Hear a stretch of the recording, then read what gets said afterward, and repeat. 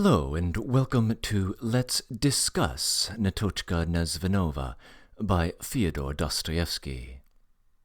In what follows, I will address the background of the novel, give a plot summary, and then explore some of its thematic features. Feel free to jump around using the contents in the video description below. But first, I'd like to say a quick word on the nature of this video itself. If you are familiar with this channel, then you know that I typically offer Let's Reads of Dostoevsky's works, where I read through the novel or short story while offering introductory and concluding thoughts, as well as occasional clarifying comments within the text. In fact, several months ago, I somewhat hesitatingly created a Let's Read of Netochka Nezvanova. The primary source of my hesitation was that this novel has a female first-person narrator, and so it is clearly best voiced by a woman. But since there was, to my knowledge, no other free audiobook of the work out there in English, I decided to go ahead and fill that void. In the months since I released that Let's Read, my doubts have been confirmed. The analytics show that while a very few number of viewers stick with it, the vast majority abandon it before making it 2 minutes into the first chapter, which is far and away the worst retention for any of my projects. Since it appears to make a bad impression, I have decided to replace it with this Let's Discuss instead, which contains the bulk of my commentary from that Let's Read, but omits the actual audiobook. If you do wish to listen to the full Let's Read, I have made the link to it available in the video description below. It's not searchable to the public, but the project is still there, and you may feel free to bookmark it if you wish. What I say here will borrow heavily from that Let's Read. The version of the novel that we have today was edited in 1860, after Dostoevsky had returned from his exile to Siberia. However, it was originally written more than a decade earlier, during the early period of the author's career. He developed the idea for the novel in 1846, but serial installments did not begin to appear in print until 1849. However, writing on the novel was cut short by his arrest on political charges in the April of 1849, and so it was never finished. While editing the work years later, Dostoevsky trimmed some of the content but added nothing, and so it remains incomplete. Even making allowances for its unfinished status, the novel is unquestionably rough around the edges, as the young author was still attempting to find his footing after a series of critical setbacks. And yet Netochka Nezvanova is the most ambitious project of Dostoevsky's early career. The extant portions of the novel were originally conceived as an introduction to a much longer work. The narrative genre that Dostoevsky is employing is the Bildungsroman, which translated from the German means a novel of education. That is, the story of the development and life of a character as narrated by that character in his or her maturity. We should imagine that our narrator is Netochka in her later years, recalling her life story. As it turns out, the novel traces her biography into her late teens before it suddenly ends. The work is unique in a number of respects. It is the first Russian novel dedicated to the childhood of its protagonist, preceding Tolstoy's trilogy, Childhood, Boyhood, and Youth, by just a handful of years. It is the only work where Dostoevsky wrote entirely from the perspective of a woman. It is also his only attempt at a Bildungsroman, and the only lengthy work of his to take its title from the name of its main character. Curiously, though, the surname Nezvanova never appears in the actual text. The word translates as nameless, although it could also be construed as uninvited or unloved. The name Netochka is a diminutive form of Anna, first applied to her by her mother.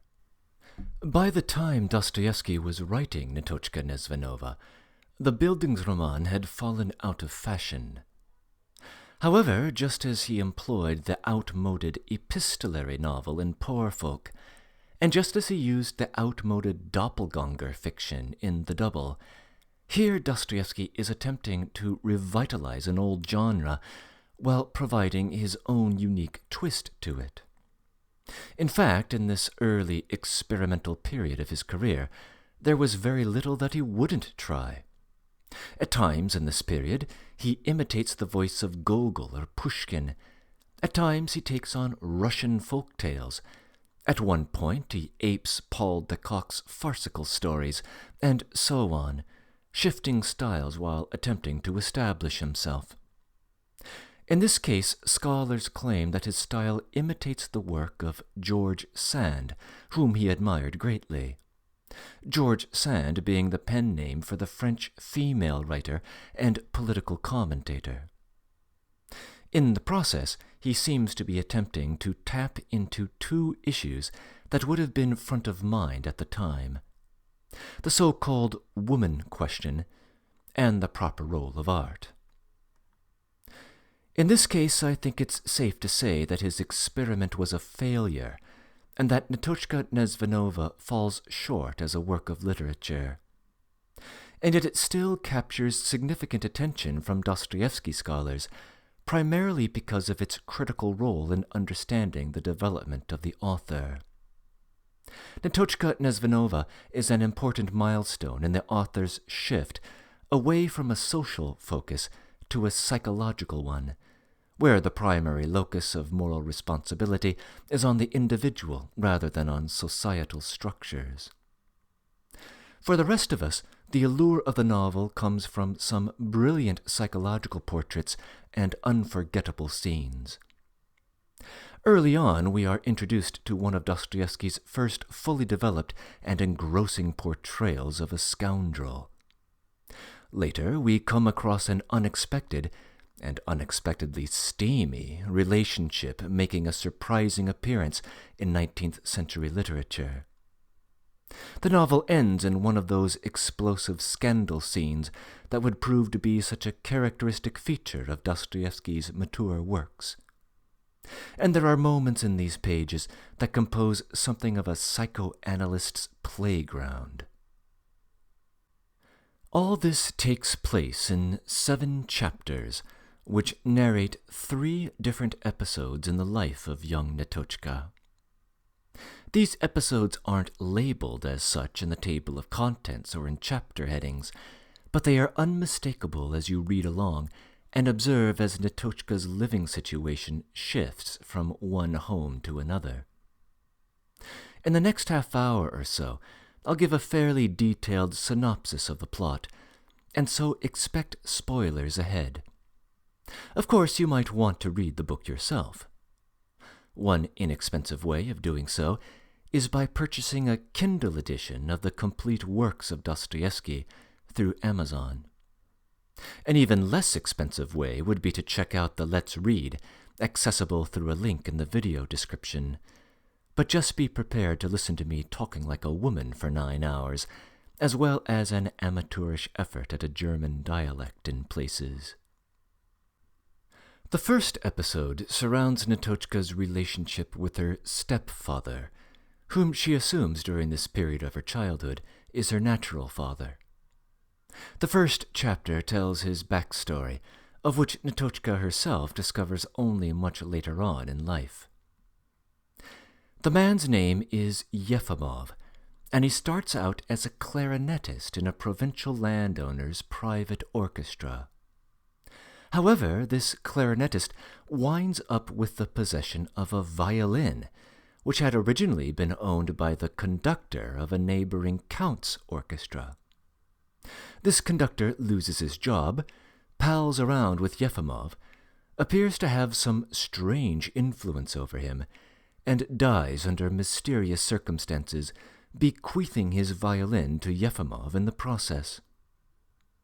The violin itself is desired by others who offer to pay Yefimov for it, but the man refuses to sell, suddenly convinced that he is actually a musical genius with the violin, and now certain that the kindly landowner has been shackling his talents by forcing him to play the clarinet.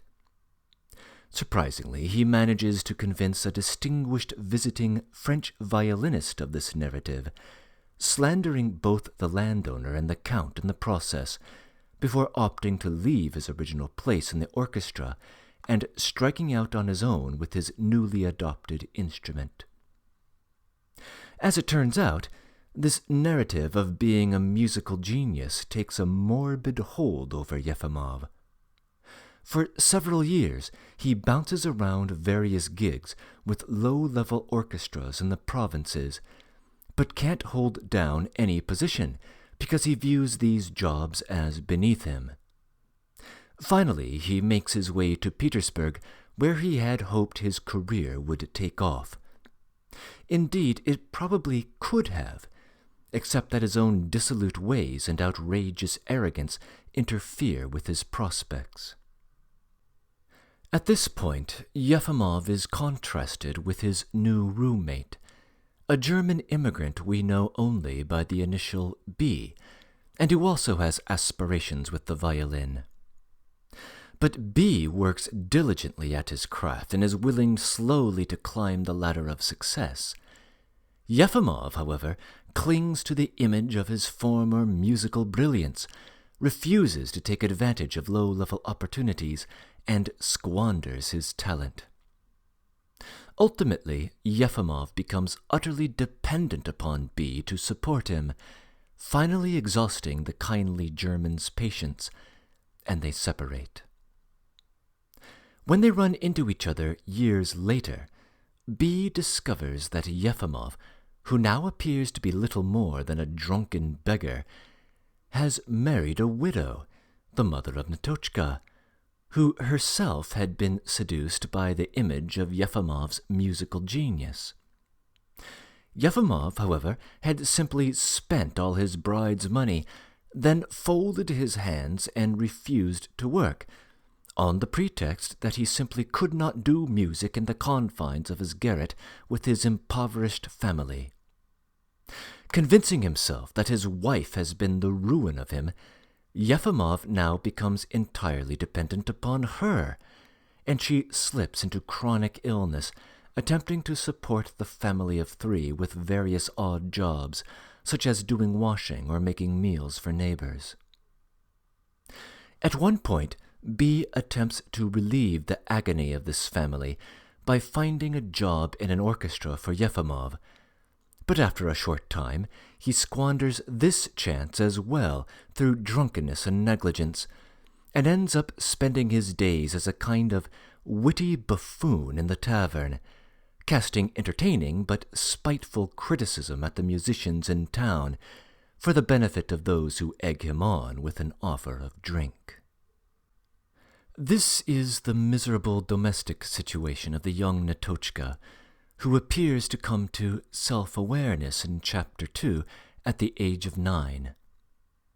Cramped in that little garret in Petersburg, she has very little to do but to stare about her, and her careworn mother, enfeebled as she is both by illness and the burdens of supporting a family, can spare little energy for acts of affection toward her daughter. But after a marital dispute between her parents, when the mother is out, Yefimov, whom she takes to be her natural father, calls Netochka over, hugs and caresses her, and immediately gains her love and loyalty. This love gradually takes on a strange and intense dynamic.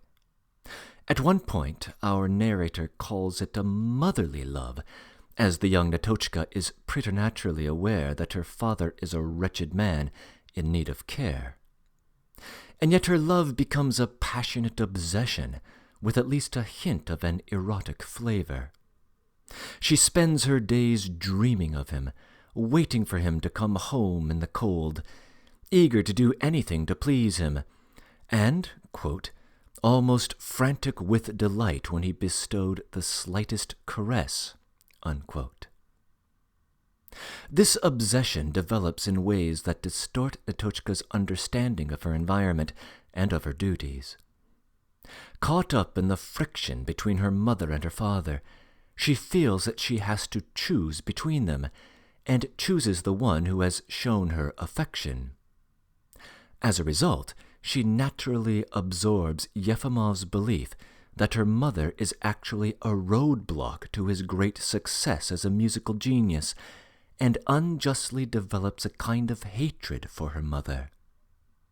She becomes fascinated with a nearby grand house with red curtains, which she can see from her window, and fantasizes that it is a place of great happiness and luxury, eventually fixing upon the idea that once her mother died, her father would become a great artist, and they would go to live in that house. When she inadvertently reveals this deeply held fantasy later, Yefimov is surprised and scolds her for it. And yet he perpetuates the idea that the two of them will one day be rich when he becomes a famous musician. Further, he enlists Netochka to steal money from her mother when she is out on an errand to purchase something, and then drinks the money away at the tavern.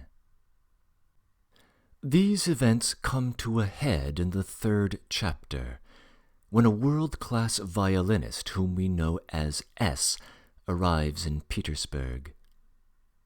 Yefimov feels threatened by this arrival, as S's superiority with the violin will prove hard to dismiss with his acerbic criticism in the tavern, and, exposed to the brilliance of S, Yefimov's cherished idea of his own musical dominance will prove hard to preserve even in his own mind. But Yefimov becomes desperate to see his performance in order to settle his own inner turmoil, and so pines after tickets that he cannot afford. But where to get the money for the ticket? He knows of exactly one person who would do anything for him, and in a couple of different episodes imposes upon Netochka to steal from her mother so he can spend the 15 rubles, which would be very dear to that family, on his ticket. On the night of the concert, Netochka, in anguish, steals the money, knowing the hardship it will cause. But the plot is uncovered by the mother, and an intense altercation with Yefimov is about to explode, when they receive a knock on the door, and a footman delivers a ticket to the concert as a gift from the violinist B. And so Yefimov gets his chance after all. With Yefimov gone at the concert, the enfeebled and agitated mother embraces her daughter, and they share a moment of intimacy, as the mother confesses her despair over what will happen to Netochka upon her death. In fact, her death comes that very night. Netochka wakes up in the night to see her father sitting silently in the room, and then go to check on his motionless wife. He covers her from head to toe with a quilt, starts to pack his belongings as though going on a journey, pulls out his old violin, and then attempts to play, presumably imitating what he has heard at the concert. The music sounds monstrous to Netochka, who bounds out of bed to run to her father. She instinctually implores him to take her with him and to leave the garret, but is confused about what has happened to her mother. Yefimov agrees, but requires her first to kneel down and pray before the icon. When she asks about her mother, Yefimov shows her the body under the quilt, insisting emphatically that her death was not his doing. In terror, Netochka urges her father for them to leave immediately, and they do so. But Yefimov has absolutely no desire to be saddled with the care of this girl. When they reach the frozen canal, and Netochka worries about the fact that they have simply abandoned her mother's body, Yefimov encourages her to go back alone and to fetch someone to care for it. But the moment her back is turned, he bolts in the opposite direction. Netochka, seeing this, chases after him, but collapses in despair and exhaustion in the streets of the city, having lost the only person who ever loved her, and having been abandoned by the only person she ever loved. As luck would have it, however, the place where she faints is at the gates of the kindly Prince X, a friend of the violinist B, who takes her into his happy home as the first episode draws to a close. The second episode describes Netochka's life in this new household. It is complicated by the fact that it comes in two versions. In the original 1849 text, there is a subplot about another orphan who lives with Prince X, a boy named Laria. Laria is described as a boy who had been bullied by his schoolmates while his parents were alive, and who took out his anger on his parents by tormenting them as a problem child. One Christmas Eve, his father dies of a heart attack, after Laria had made demands of expensive presents that he could not afford, and his mother dies soon thereafter. Laria becomes convinced that he has caused his parents' death, and spends his days in Prince X's house, brooding in guilt, crying, and withdrawing from all productive activities and social contact. When Dostoevsky edited the novel in 1860, he cut out this subplot, presumably believing it to be an unnecessary distraction from what he was trying to accomplish. The standard version of the novel available today won't mention it. Rather, what we discover in Chapter 4 is a roster of characters that includes Prince X, his wife, his old aunt, his daughter Katya, and his grown and married stepdaughter Alexandra Mihailovna. The household also includes a governess named Madame Lyotard. As of Chapter 4, Katya and Alexandra are away visiting relatives in Moscow. Netochka takes a while to warm up to her new environment. While she has escaped poverty, she has also lost her loved ones and has suffered a severe shock. And while Prince X is genuinely interested in her welfare, his wife appears to be interested in her only as a curiosity for drawing-room talk and aristocratic social gatherings. But Netochka hasn't been trained for this kind of interaction, and she fails at conversation both in private with the wife and also with the gentry who come to visit. At first, these visitors are entertained by the sentimental tale that their hostess tells of her new lodger. But since Netochka herself is unable to say anything interesting, these visits gradually become stale, and the middle-aged princess loses interest in the orphan girl altogether. Things are no better with the old princess of the house, the aunt of Prince X. This spinster is pious and severe, demands strict obedience to the canons of propriety and etiquette, and has most everyone in the household under her domineering thumb, despite being sequestered in her rooms in the upper story of the house night and day. At length she asks to see young Netochka, but of course Netochka fails at all the social niceties and is dismissed as something of a young savage. Two other painful events occur in this chapter.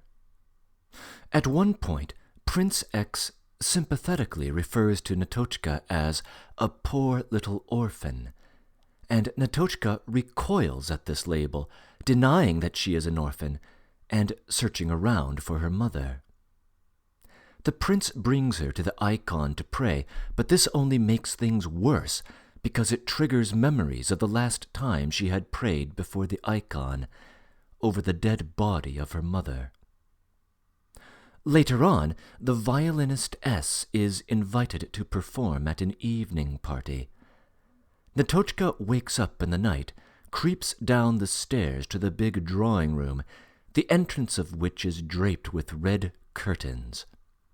Inside, she encounters the crowd listening to S's violin, which issues music that sounds familiar to Netochka. I speculate that this is the same song that Yefimov had attempted to imitate in his garret in Chapter 3, although this is not made explicit. Regardless, Netochka appears to believe for a moment that she has arrived in the house with the red curtains and is watching her masterful father play. She rushes up to the musician, calling him Daddy, before reality crashes in on her and she faints. When she regains consciousness, the first thing she sees is the beautiful face of the young princess, Katya, the daughter of Prince X. Katya is of an age with Netochka, and she is the center of attention for the 5th chapter. Katya is a boisterous, carefree girl, and thus quite a foil to the quiet and timid Netochka. Katya expects Netochka to be her playmate, and is disappointed when Netochka is slow to recover, when she doesn't know how to play games, when she is quiet, and when she is mournful. And yet Netochka is fascinated by the girl, thinking about her night and day, at one point kissing her in the middle of a game. Katya does not reciprocate this fascination, at least not outwardly. In fact, she shows enough scorn toward Netochka that she is scolded by Madame Leotard, the governess, and is required to make it up with her. She does so, and during their subsequent conversation, invites Netochka to kiss her as a way of cheering her up. And yet there are further moments of conflict between them. Later on, Netochka outperforms Katya at their French lessons, and Madame Leotard scolds Katya for her laziness. Katya responds by coming up to Netochka hours later and observing ways in which Netochka is inferior to her. She can't dance or play the piano, for instance. This earns her another scolding from the governess.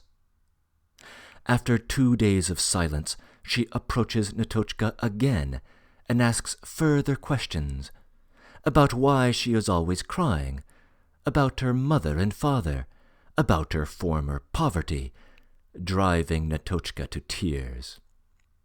This time the prince intervenes, and Katya earns her most severe reprimand yet when she refuses to apologize. After 3 more frosty days of silence, Katya finally approaches Netochka with another apology, and seems to be suffering from some constrained emotion as she does so. In the following days, she remains distant from Netochka, but is interested in her, observing her.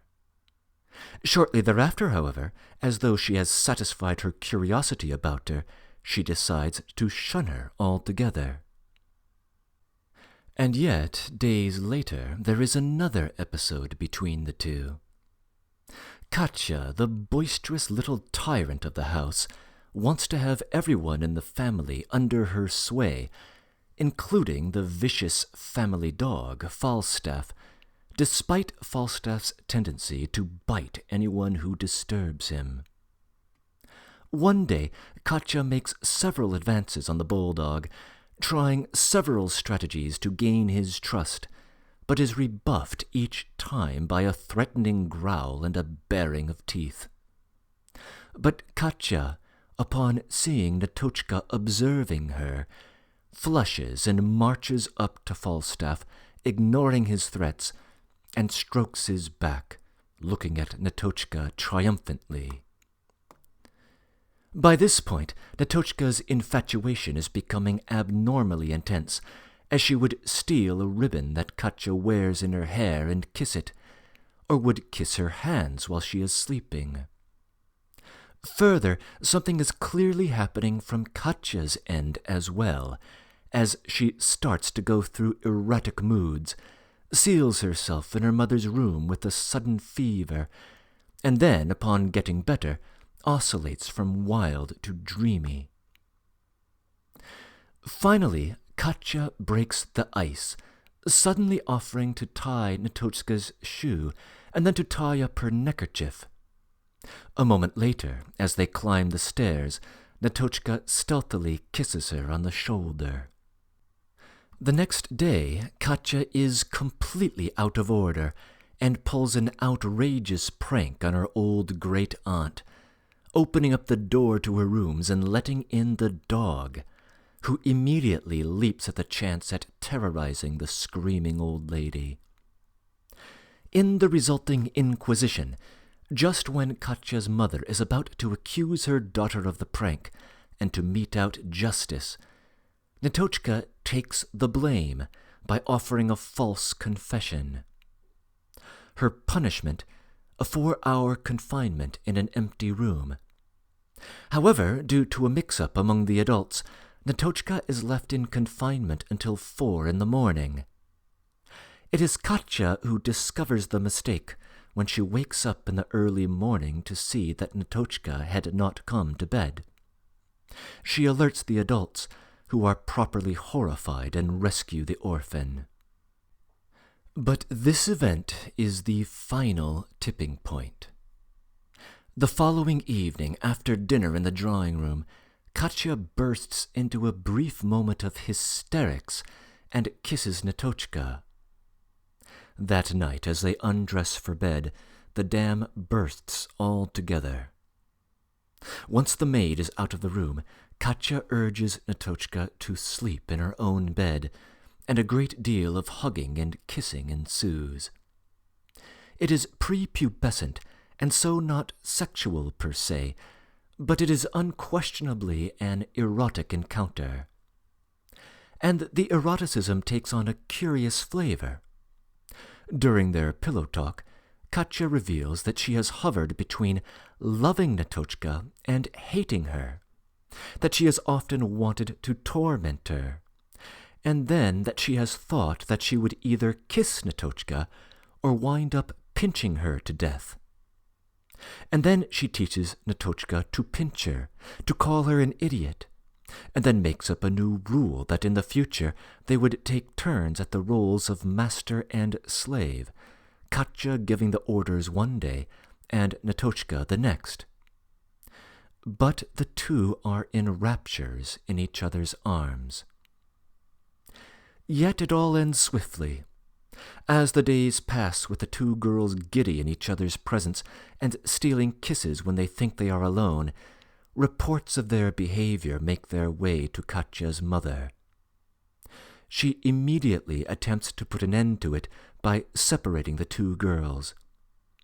And shortly thereafter, the whole family is required to move to Moscow because of an illness of a relation there. Netochka is left behind in Petersburg in the care of Alexandra Mihailovna, the grown daughter of Katya's mother by her first husband. Once again, she must get used to an entirely new living situation. It is in this new home that Netochka grows to womanhood. Chapter 6 gives a summary of the broad outline of her development there, mostly under the watchful eye of her new mother figure. Alexandra Mihailovna's character is rather like Netochka's own. She is intelligent and artistically inclined, but also meek and timid, and very much under the sway of her husband. Some scholars argue that the similarity between these two figures is part of what bogs down the third episode, which tends to be the least popular of the three and attracts the least attention. Nevertheless, Alexandra Mihailovna proves to be a remarkable teacher.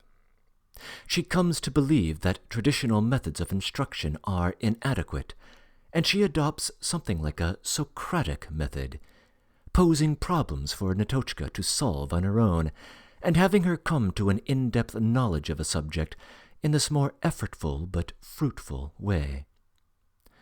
Further, when her paid tutors bore Netochka to tears with a dry litany of facts, Alexandra reteaches the lesson through the medium of imaginative stories. And she also takes it upon herself to open the world of literature to Netochka, introducing her to Walter Scott's Ivanhoe when she is 16. In this, however, she is too late, for years earlier Netochka had discovered a key to the family library, which had been locked up and never used. She had secretly kept that key to herself, and had been surreptitiously reading the novels it had contained for years, greedily absorbing their contents. All this only fuels her already rich, imaginative life. She also discovers a new ability during these years. One evening, while Alexandra Mikhailovna is playing at the piano, Netochka begins singing along, surprising both Alexandra and herself with the beauty of her voice.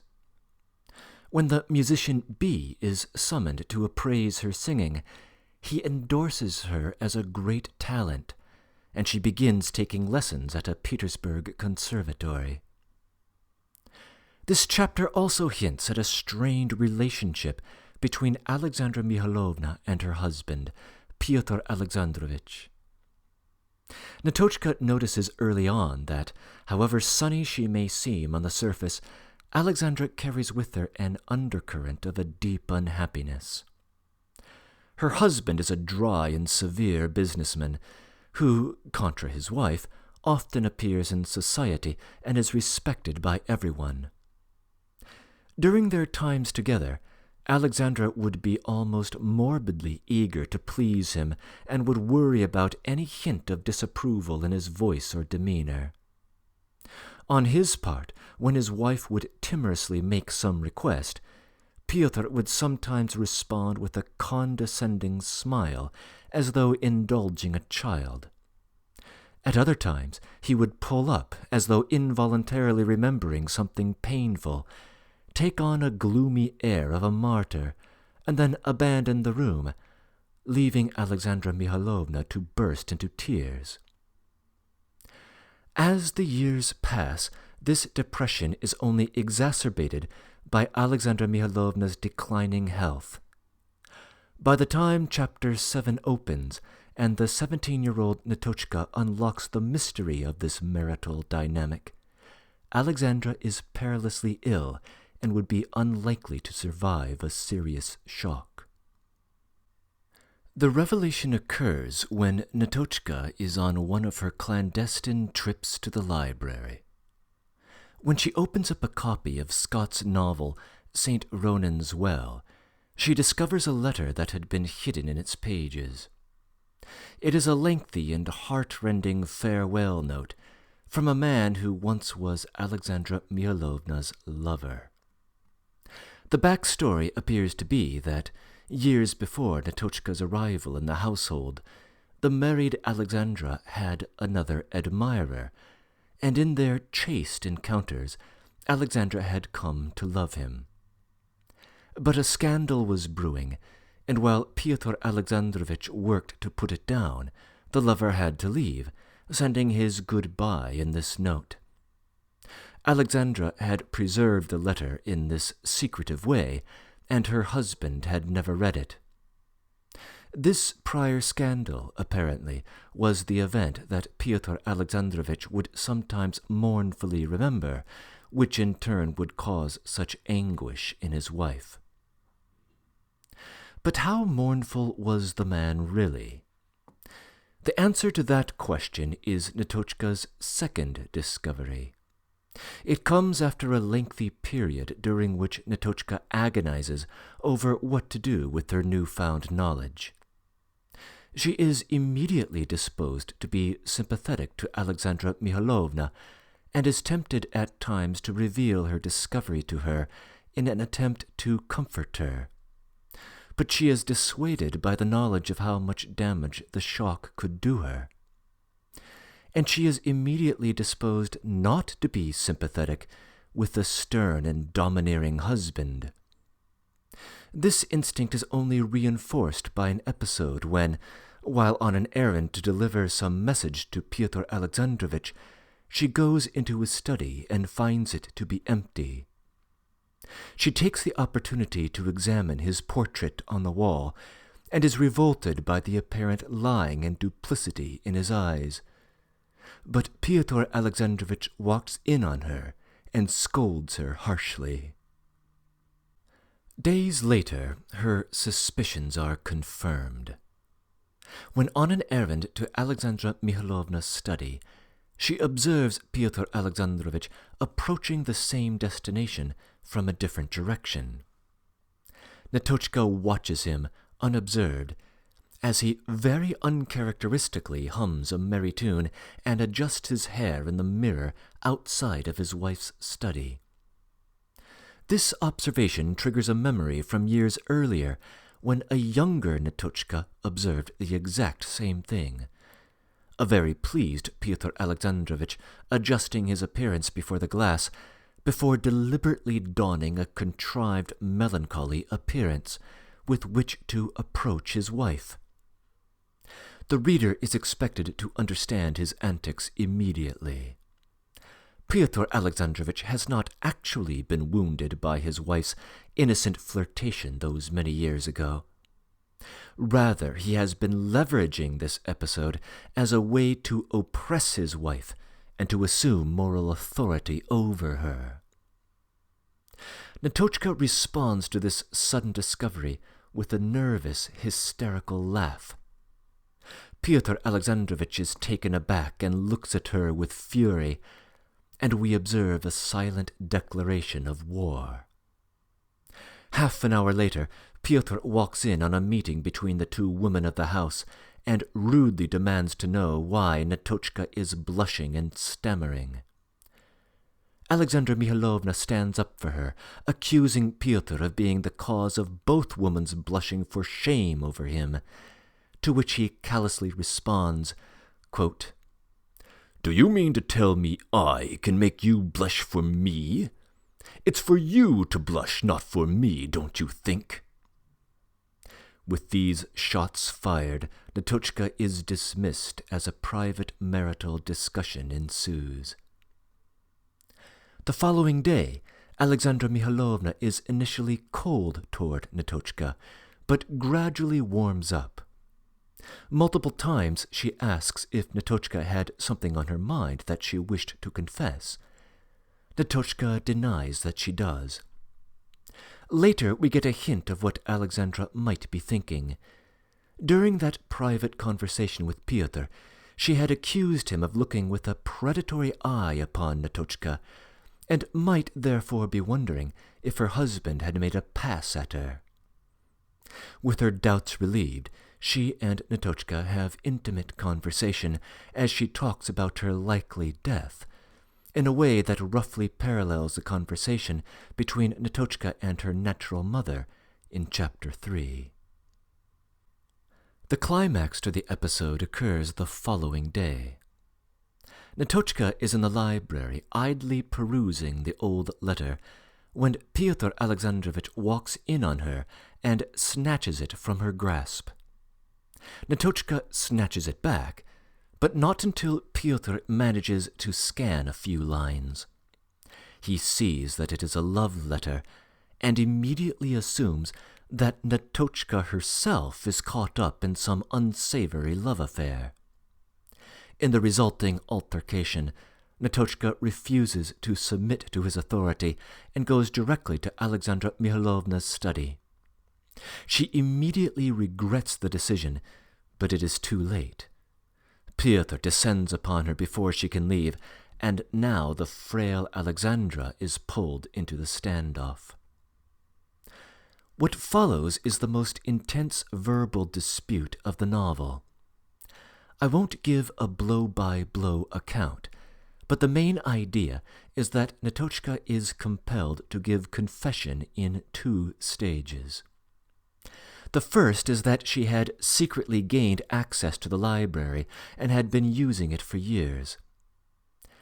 Alexandra Mikhailovna seems to think that this is no great sin, and that perhaps she herself is to blame for neglecting Netochka's education in recent years, and defends Netochka's honor.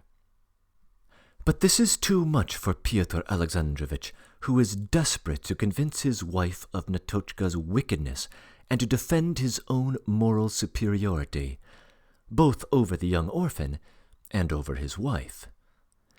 So he accuses Netochka of having a secret lover, mentioning the letter as evidence. To spare Alexandra Mikhailovna, Netochka confesses. But once again Alexandra defends Netochka and announces that she, too, is a sinner and so cannot throw stones. And then she upbraids her husband for his selfish bullying. Pyotr is about to respond by throwing her prior extramarital romance in her face, but she faints. Hours later, with the doctor in the house, Netochka privately shows the letter to Pyotr and reveals what she knows, while delivering a withering attack on his character and motives. And then the novel suddenly ends, as Dostoevsky is arrested and his work stops. Perhaps it is a good thing that the fragment ends where it does, before this desultory narrative can meander any further. In light of the disconnected nature of the story as a whole, one of the challenges for scholars is to figure out exactly what Dostoevsky was trying to do with this novel. The consensus opinion seems to be, as mentioned earlier, that he was attempting to address two major issues confronting the intelligentsia of his day: the woman question and the art question. This combination of themes prompts Elizabeth Cherish Allen to suggest that a fitting title for the work could easily have been A Portrait of the Artist as a Young Woman. The woman question is addressed most directly in that third episode of the narrative. It's true that we see the tyranny of a man over his wife in the first episode, where Netochka's mother is reduced to poverty, and ultimately a premature death, at the hands of her derelict husband. But the unjust dependency of women on men's industry would be an obvious and common observation of the time. The third episode explores more fully and subtly the depth of the subjection of women in society, even in those stable homes where no one's material welfare is in jeopardy. On the other hand, despite Dostoevsky's intentions, the portrayal of woman in this episode might not be the most flattering, at least for modern readers. Netochka herself has a penchant for weeping, fainting, and nervous attacks. As noted earlier, one of the troubles of the third episode is that Alexandra Mikhailovna is a little too similar in character to Netochka, and so the emotional outbursts tend to multiply, as these two figures will clutch each other in an overflow of sentiment that might test the reader's patience. As we have seen, the key conflict of the episode surrounds what we might call the weaponizing of virtue, where Pyotr Alexandrovich can use his apparent moral uprightness as a bludgeon to beat his wife into subjection. By itself, the weaponizing of virtue is gender-neutral. Connoisseurs of the New Testament can probably rattle off several instances of it from the Gospel's portrayal of Pharisees, some of which have no woman at all. But in the 19th century, as in the first, it is the man who holds the cards. Pyotr Alexandrovich owns the house. He is the one with the business connections. He is the one who holds the esteem of the community. He can manipulate appearances in his favor to the detriment of his wife, and as Netochka observes, he gets perverse enjoyment out of doing so. In fact, Pyotr Alexandrovich is probably not as virtuous as he pretends to be, even in the sexual domain. The text offers clues to suggest that Alexandra Mihailovna's suspicions strike close to home, and that the man really has been looking at Netochka lasciviously. Fyodor gives himself away during a moment when he explains that he had been watching Netochka closely because he was attempting to unmask her. The chronology of the final chapter doesn't seem to add up to that explanation, and so if he was watching her, as he admits, it was with some other interest. Netochka and Alexandra both finally respond to this despotism, Netochka with much more strength. Right in the final pages of the novel, we just begin to see Netochka coming into her own. It's not enough of a glimpse to be fully satisfying, but it's enough to justify Joseph Frank's assertion that Dostoevsky was trying to portray more than just a victim of the injustices of patriarchy, but a character who could overcome it. Probably she was intended to overcome it as a musical artist. And once again, it is in the third episode where we see that development beginning to blossom. But before we get there, we see a more direct discussion of art in the first episode, where we see something of an anti-romantic sally which would have been common by the late 1840s. By the time Dostoevsky was writing this novel, the literati in Russia had turned against the romanticism of the prior generation, and so had turned against the veneration of the aesthetic value of art, in favor of more practical attention to the social problems of the day. Dostoevsky never joined in this chorus with great enthusiasm, and he always valued the role of art, but he did recognize the dangers of idolizing it. In fact, we see him wrestle with this conflict in another work of the same period, White Nights. In the early stages of the novel, the figure Yefimov seems to accentuate the utter self-absorption of the traditional romantic hero, at least as the figure had come to be caricatured at the time. Obsessed by his own genius, his picture of the world simply demands as sacred dogma the idea that he is the greatest living violinist, and he is willing to sacrifice everything, his living conditions, his employment, his relationships, and the welfare of his family, in order to protect it. Anyone familiar with the biography of Dostoevsky as a young man will suspect that there is a little of the author himself in this portrayal.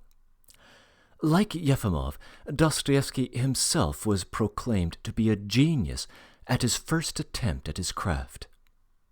Like Yefimov, his first success went to his head in a way that was insufferable to many of his peers, and like the violinist, he met with subsequent failures that challenged his belief in his own genius.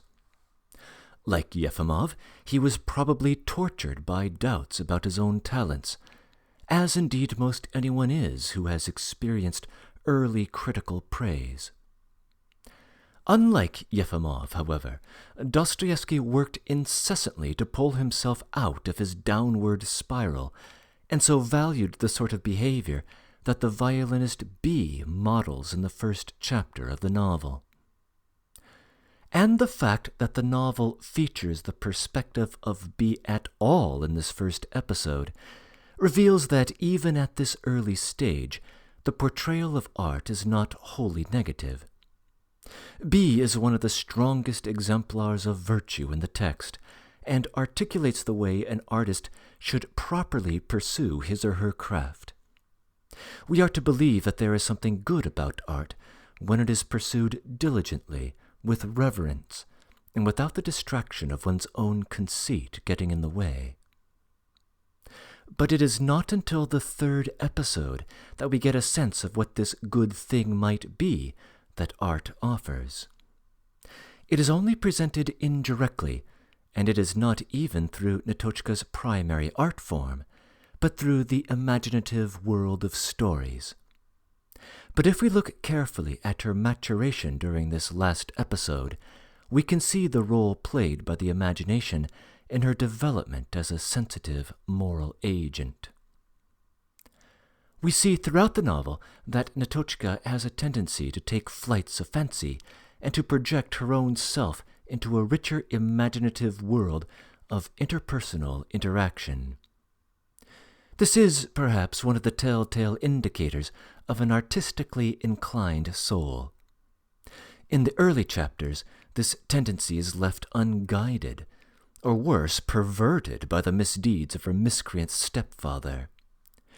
And so she makes up stories about the house with the red curtains, or of abandoning her mother to run away with her father, and so her imaginative world distorts her moral life. But her education under Alexandra Mikhailovna opens up an entirely different world of imagination for Netochka. As we have seen, Alexandra Mikhailovna makes Netochka's lessons come to life through stories. And once she gains access to the family library, Netochka's imagination receives further guidance under the tutelage of master novelists, of whom Walter Scott seems to be the dominant example. By the time Chapter 7 rolls around, Netochka understands much of the movements of the human soul. And so she can read the letter she stumbles across and recognize the feelings that it contains, and so unlocks the mystery of the human drama of the house. With this heightened sensitivity, she emerges in the final pages of the novel as the strongest moral agent of the household. And so Netochka turns out to be a foil of her stepfather. Both Yefimov and Netochka are dreamers, the former even explicitly labeled one by B early on.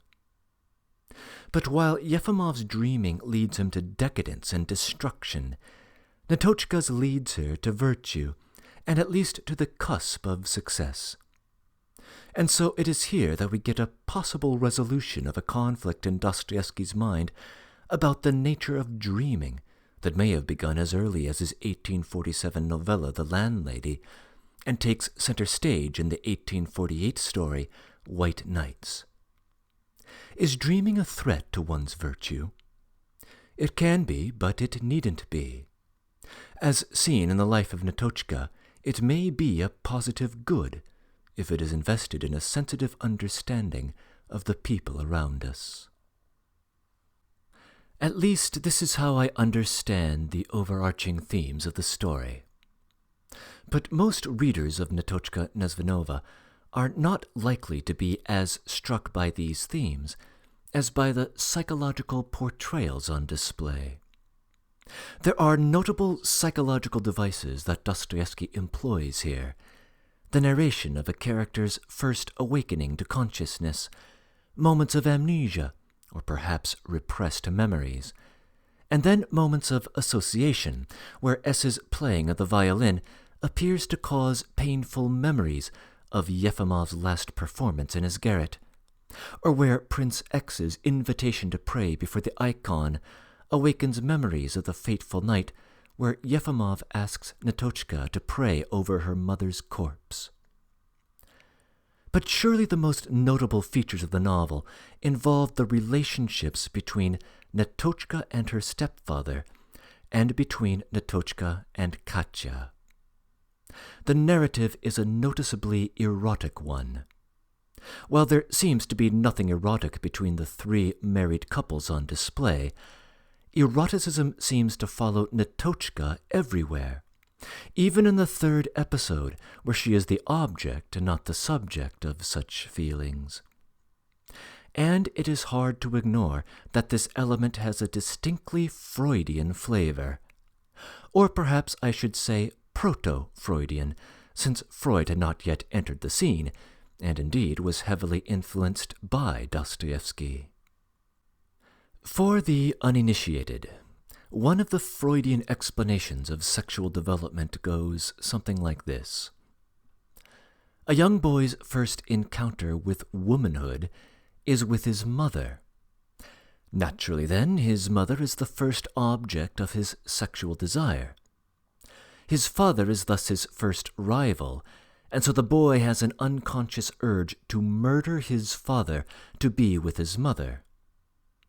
This is your classical Oedipus complex, and when we invert the genders, we are looking at an Electra complex. Typically, this complex is resolved when the boy successfully identifies with his father, and wanting to be like his father comes to desire to find a woman of his own, not his mother herself. When this complex is not resolved, the boy continues to suffer from a taboo sexual feeling, and so ultimately experiments with other forms of deviancy, one of which, Freud suggests, is homosexuality. Netochka appears to experience a classical Electra complex in the novel. We have seen how Netochka develops an attachment to her father and an antagonism toward her mother. The passion she feels for her father does have erotic elements. Not only does she obsess all day over him, the first parental caress she remembers comes from him, and she nestles into him when she sits on his lap. Some commentators claim, hyperbolically, that these scenes verge on child pornography. That label is a bit much, and yet the scene certainly fits the Freudian story, as does her attitude toward her mother, where Netochka is led seemingly to wish for her mother's death. Frank suggests that there might be another autobiographical connection here. At a tender age, Dostoevsky himself saw his hopes of pursuing literature undermined by the demand of his father that he embark upon a career as a military engineer. He lost his father prematurely, perhaps to murder at the hands of his own serfs, while still enrolled at the academy and while still on tumultuous terms with him. The feelings of guilt he endured as a result may very well have mirrored what Netochka ultimately experiences at the loss of her mother. Whatever the case, Dostoevsky's relationship with his father was certainly an item of interest for Freud himself, who ultimately wrote an essay on the topic. Of course, Netochka never does successfully identify with her mother, since her mother dies before she can do so, her stepfather shortly thereafter. According to the Freudian account, we should expect her to slip into sexual experimentation, and so her erotic love for Katya is more or less to be expected on this line. Without the guidance of a normative standard, the erotic domain is unmoored from its traditional trappings, and so will find a home wherever it can. At least that's the story. I confess that I do find it just a little too pat.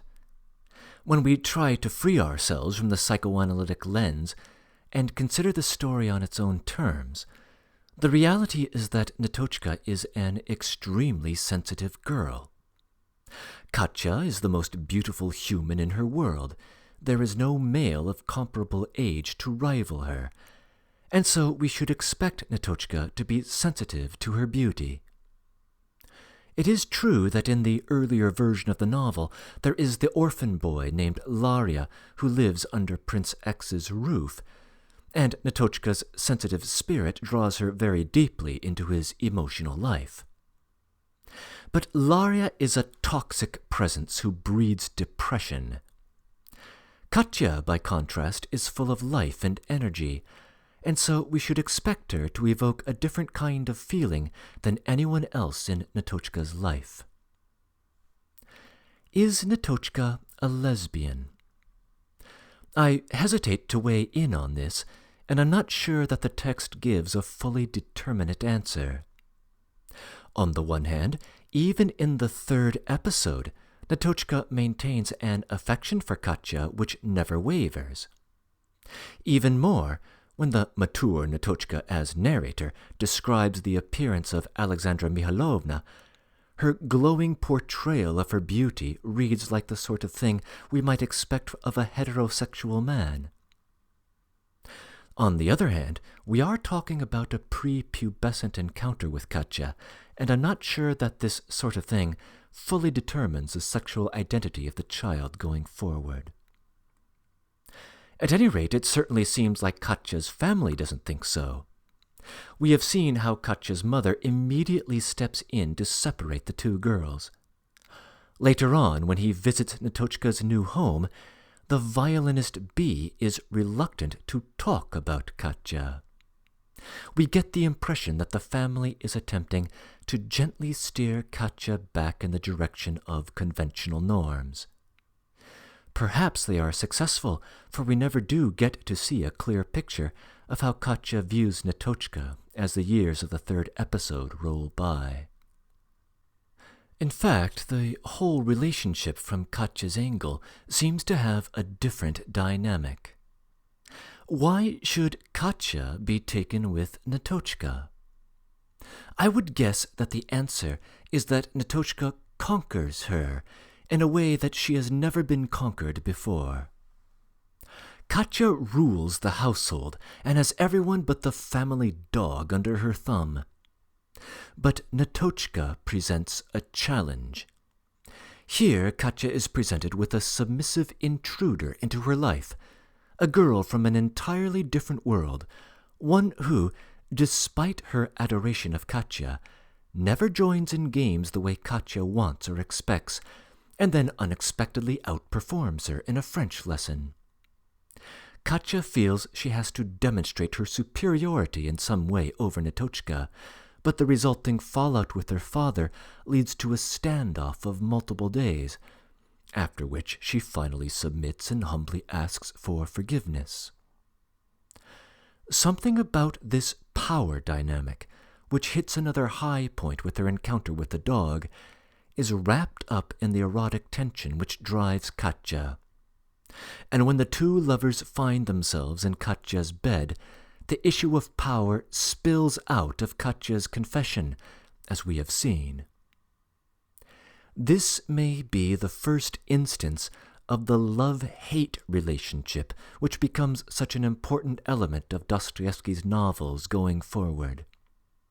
For the person caught in its web, the tension lies between submitting to the other person and dominating him or her.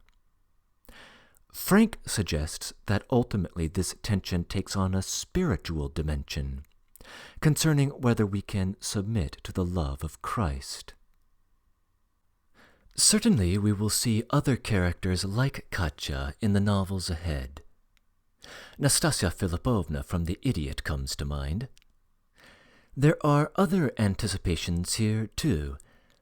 Netochka's original home seems similar to the Marmeladov household of Crime and Punishment, in particular with a similarity between Netochka's mother and Katerina Marmeladov. We will see orphans in the novels ahead. We will see remarkable portrayals of the minds of villains. We will see erotic tension, conflict between children and parents, explosive scandal scenes, and more. For a novel as artistically clumsy as this one, it is pregnant with ideas that will find brilliant expression in the great works ahead. And this completes our Let's Discuss. I hope you found these ideas to be of value. Certainly, to the extent that you feel they need correction or completion, you are welcome to improve upon them in the comments section below. I thank you for listening, and I hope you enjoyed the experience.